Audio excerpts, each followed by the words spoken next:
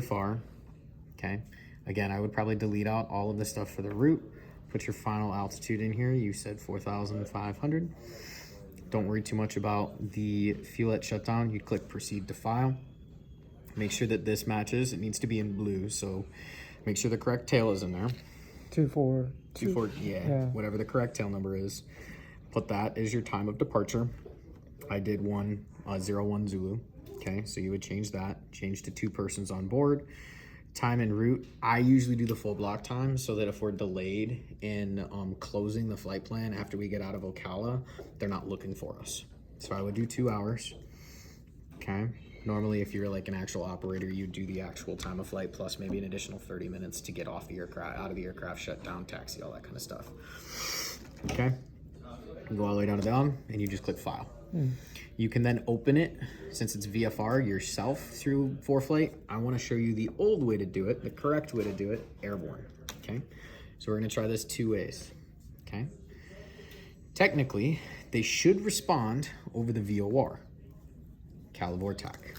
Okay, you should be able to call them on 122.1 and listen to them on 113.7 with the nav button pushed in. They would interrupt the do for the VOR. They would interrupt it and talk to us over that. Okay, I'm gonna try that in the airplane to show it to you. If it doesn't work, what we'll do is go the second route and we'll use the Orman VOR and talk to their RCO. Talk to Gainesville on 122.3. If that doesn't work, you can always go back to the standard of 1224 or 1226. In this country, above 3,000 feet, flight service is supposed to be guaranteed across the entire country above 2,000 feet on either 1224 or 1226. Okay? Yep. So we have kind of 4 frequencies. Okay? Sounds good? Yep. All right. So we have to close the VFF plan after we land, right? We did the flight plan to Ocala. We're gonna cancel it airborne. You'll show me. I'll show you. We're gonna cancel it airborne because I didn't do it from Ocala back to Sanford.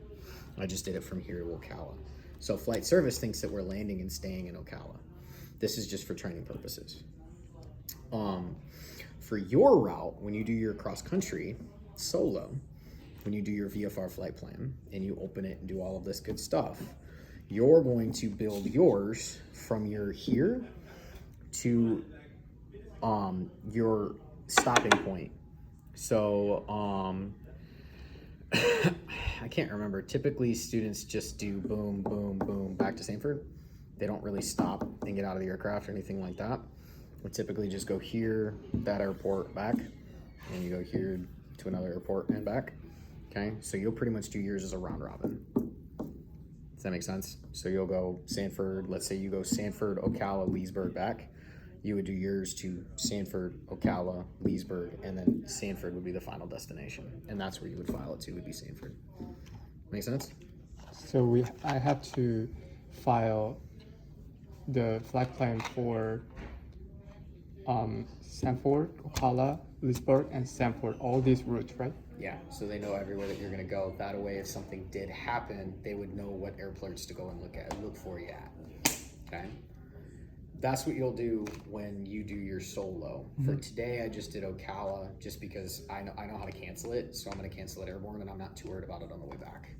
Okay, just for training. Okay. Make sense? Yep. Questions? Nope.